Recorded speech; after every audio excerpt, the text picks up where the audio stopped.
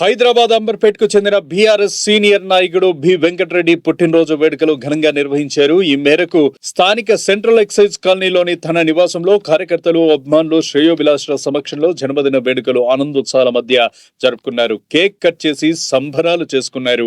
ఈ సందర్భంగా వెంకటరెడ్డి మాట్లాడుతూ గణతంత్ర దినోత్సవం రోజునే తన పుట్టినరోజు రావడం అదృష్టంగా భావిస్తున్నానన్నారు. దేశవ్యాప్తంగా గణతంత్ర వేడుకలు ఘనంగా జరుగుతున్నాయని, భారతదేశం శక్తివంతమైన దేశంగా ఎదిగి అగ్రరాజ్యాల సరసన నిలవడం గర్వకారణమని తెలిపారు.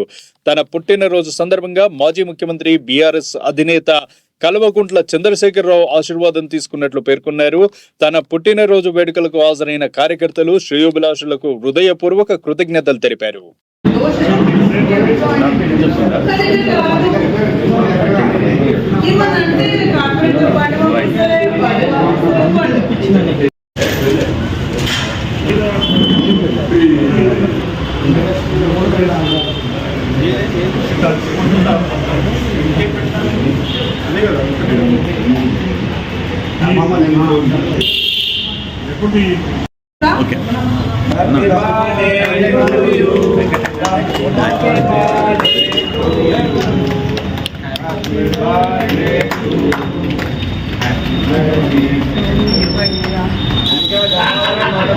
क्या बात है आज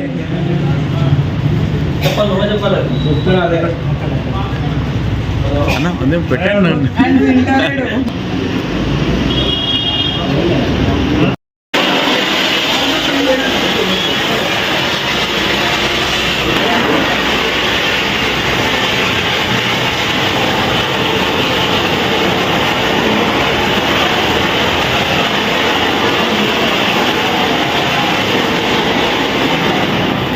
कपड़े खराब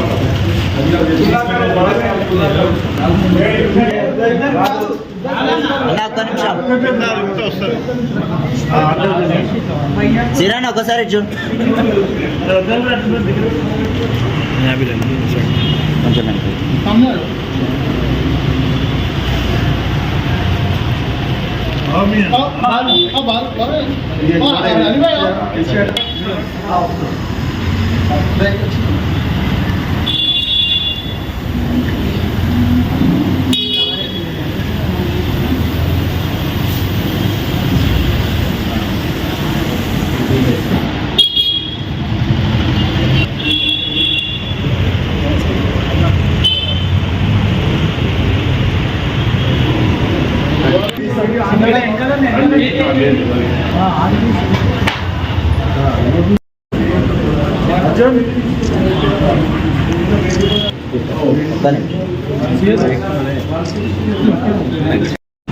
नहीं भाभी बोले ना खाली भैया भैया करते हैं, इसीलिए भाभी भी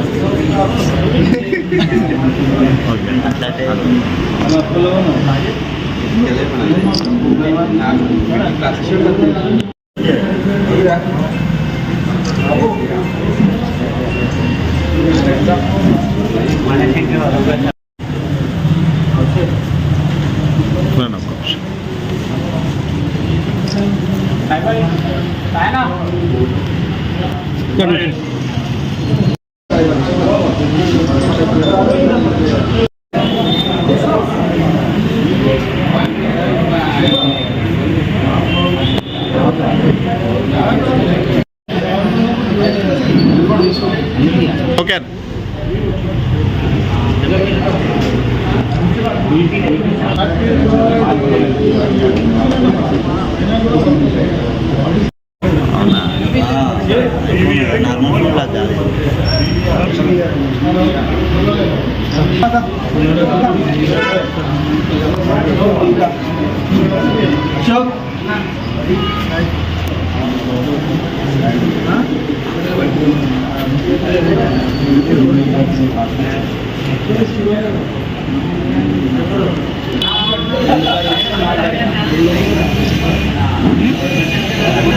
వన్స్ అగైన్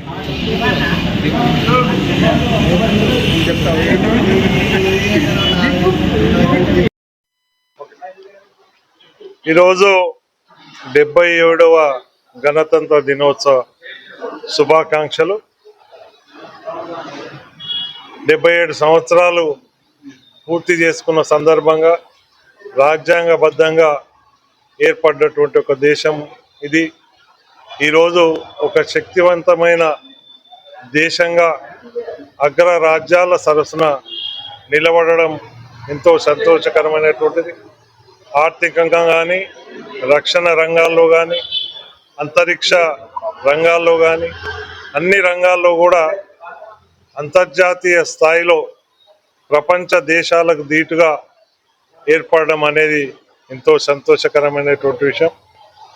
ఈరోజు మరి ప్రతి ఒక్కరు కూడా సుఖ సంతోషాలతో ఉండాలని, ఏ కష్టం వచ్చినా ఏ నష్టం వచ్చినా ముందు దేశం, తర్వాత రాష్ట్రం, ఆ తర్వాత కుటుంబం అనే విధంగా ఆలోచనతోని ముందుకు పోవాల్సినటువంటి అవసరం ఎంతైనా ఉందని చెప్పి సందర్భంగా తెలియజేస్తా ఉన్నా.